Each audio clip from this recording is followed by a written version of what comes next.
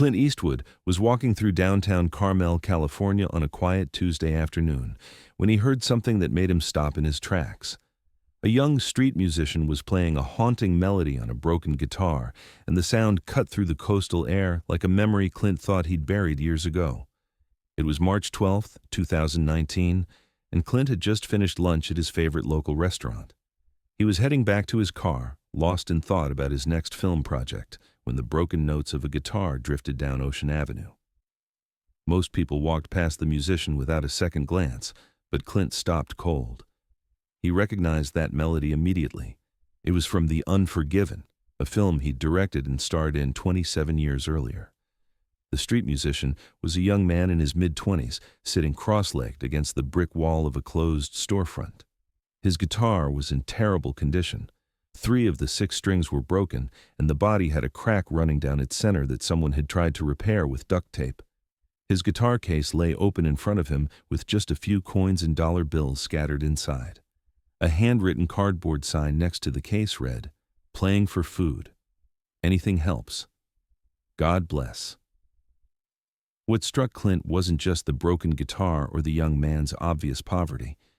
It was the way he played. Despite having only 3 working strings, the musician was coaxing out the melody of Claudia's theme from The Unforgiven, with such emotion and precision that it made Clint's chest tighten.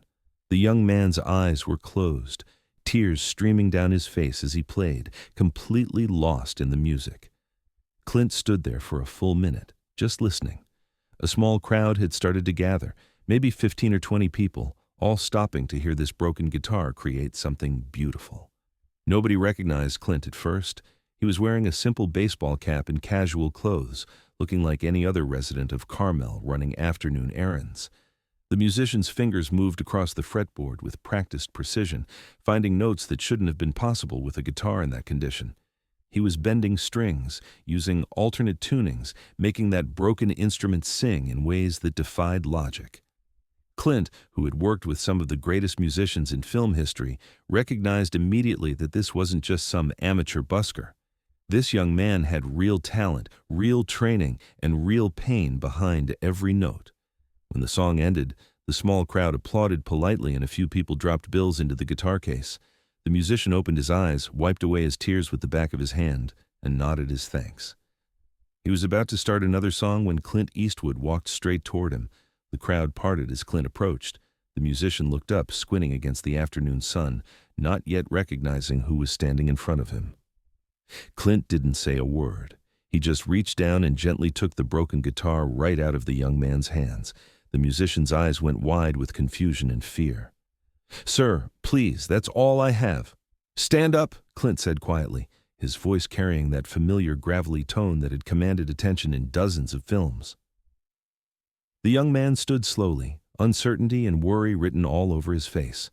The crowd had gone silent now, watching this unexpected confrontation unfold. Some people had their phones out, starting to record, though they still hadn't recognized Clint. Clint turned the guitar over in his hands, examining the damage. He ran his fingers over the broken strings, the cracked body, the worn fretboard.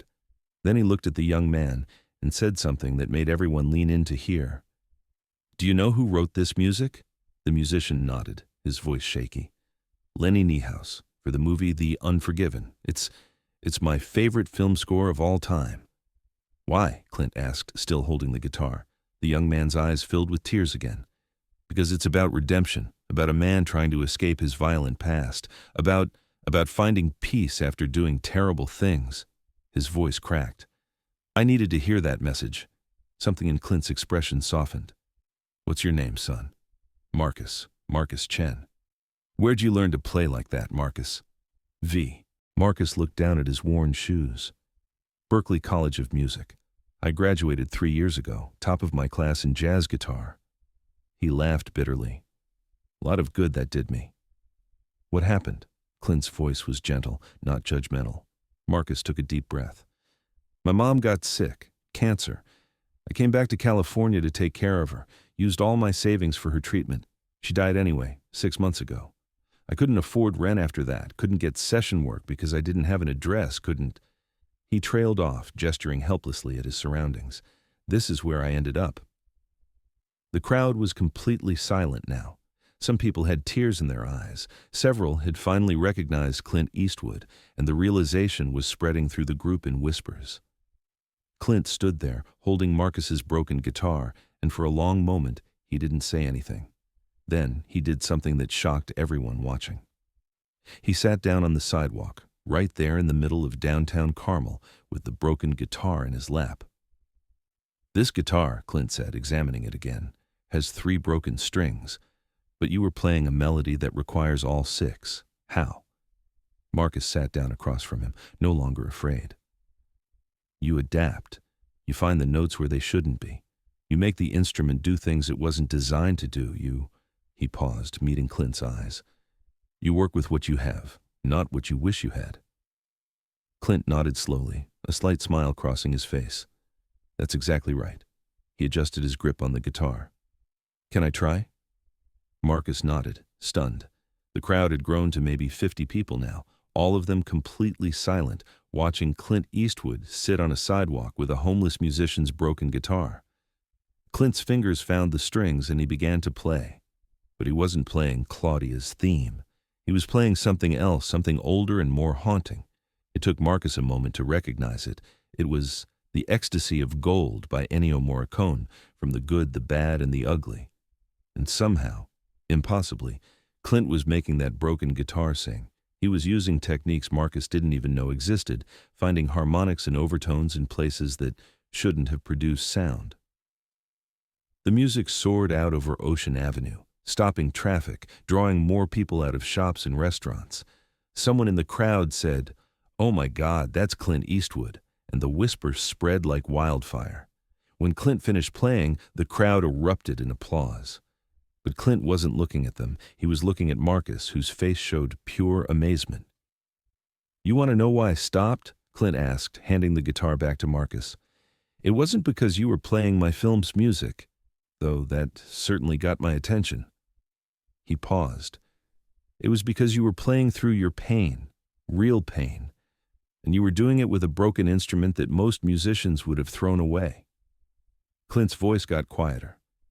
"You know what that tells me? It tells me you're the kind of musician I've been looking for." Marcus looked confused. "Sir, I don't understand." Clint reached into his pocket and pulled out his phone. "I'm starting work on a new film next month. Small project, nothing like the old days. But I need original guitar music for it. Jazz-influenced, emotional, raw." He looked at Marcus. "You interested in composing for me?" The color drained from Marcus's face. "Mr. Eastwood, I don't even have a place to live." "That's the easy part," Clint said, standing up and helping Marcus to his feet. "I own some rental properties here in Carmel. One of them is sitting empty. You can stay there while you work on the score." He looked at the broken guitar. "And we'll get you a proper instrument, several of them." Marcus couldn't speak. Tears were streaming down his face again, but these were different tears. The crowd was openly crying now, phones recording this entire exchange. "But here's the deal," Clint continued, his tone becoming more serious. "I'm not doing this because I feel sorry for you. I'm doing this because you have talent that the world needs to hear. You've been through hell, and instead of giving up, you sat on a sidewalk and made broken things beautiful. That's the kind of artist I want to work with." Marcus finally found his voice. "I won't let you down." "I know you won't," Clint said, "because you've already proven you can create music with 3 broken strings and a cracked guitar. Imagine what you'll do when you have every resource you need." What happened next became the stuff of Carmel legend. Clint didn't just walk away after making his offer. He stayed there on that sidewalk for another hour, talking with Marcus about music, about film, about loss and redemption. He called his assistant and arranged for Marcus to be set up in a rental property that very day. He called a music store in Monterey and had them deliver 3 professional guitars to the property before Marcus even arrived. But the most remarkable thing Clint did was this.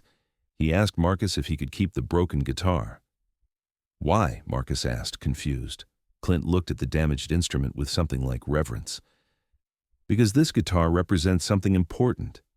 It represents what you were willing to do with nothing. It represents the art you created when you had every reason to quit." He paused. "I want to hang it in my studio. I want it there to remind me that real artists don't need perfect conditions. They just need the courage to play."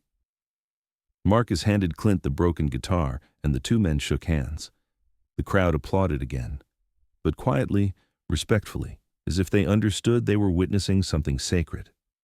The video of this encounter went viral within hours. Multiple people had recorded different angles, and the combined footage told the complete story. By the next morning, it had been viewed over 10 million times. The comment sections were filled with people sharing their own stories of struggle, of broken things being made beautiful, of unexpected kindness from unexpected sources. But here's the part that most people don't know, the part that makes this story even more remarkable. Marcus Chen did compose the score for Clint's film. It was a small independent project called The Last Mile, released in 2020. The soundtrack was nominated for multiple awards and launched Marcus's career as a film composer. Within 2 years, he was working on major studio productions, his music appearing in films that played in theaters around the world. But Marcus never forgot that day on Ocean Avenue.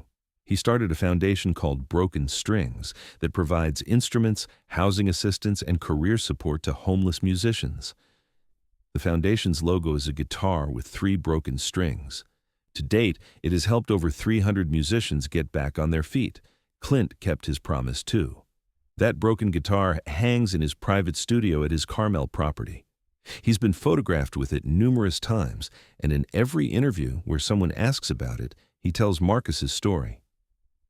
"That guitar reminds me why I make films," Clint has said more than once. "It's not about the money or the awards. It's about creating something beautiful even when everything around you is broken." Marcus still performs on Ocean Avenue once a year, on March 12th, the anniversary of his meeting with Clint. He sits in the same spot against that brick wall, but now he plays with perfect instruments, and he plays for free. All the money people leave in his guitar case goes directly to the Broken Strings Foundation. And every year, Clint Eastwood shows up, sits on the sidewalk with him, and they play together for an hour while crowds gather to witness this annual ritual. The last time they performed together, in 2024, Marcus turned to Clint and said, "You saved my life that day." Clint shook his head. "No, son. You saved your own life by refusing to stop playing. I just gave you a better guitar." Today, that viral video from 2019 has been viewed over 50 million times. It's been shared in music schools, homeless shelters, and film classes around the world. It's been turned into a short documentary, a motivational speech, and even a stage play.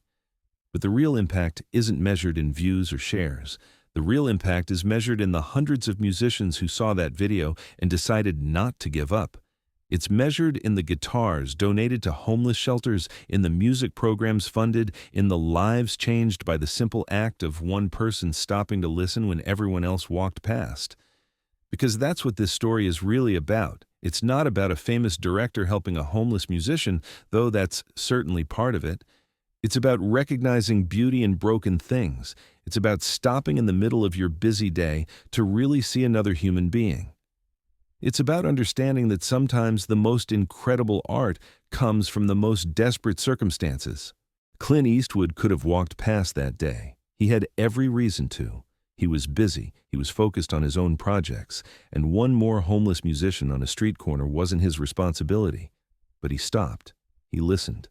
And by stopping, he changed not just Marcus Chen's life, but the lives of countless others who were inspired by that simple act of human connection. There's a plaque now in downtown Carmel, placed by the Broken Strings Foundation, that marks the spot where Clint and Marcus first met. It reads, "On this spot, a broken guitar made beautiful music. May we all have the courage to play through our pain and the wisdom to stop and listen when others do the same." Every day, dozens of people stop to read that plaque, to take photos, to remember the story. And every day, somewhere in the world, someone with a broken instrument decides to keep playing, believing that maybe, just maybe, someone will stop to listen. That's the legacy of a Tuesday afternoon in March when Clint Eastwood stopped in the middle of a busy street, took a broken guitar from a homeless musician's hands, and showed the world that sometimes the most powerful thing we can do is simply pay attention to the beauty that others overlook. If this story of unexpected compassion and the power of stopping to truly see another person moved you, make sure to subscribe and hit that like button. Share this video with someone who needs to hear that broken things can still create beauty. Have you ever had a moment when someone stopped to really see you when everyone else walked past? Share your story in the comments below, and don't forget to ring that notification bell for more incredible true stories about humanity at its finest.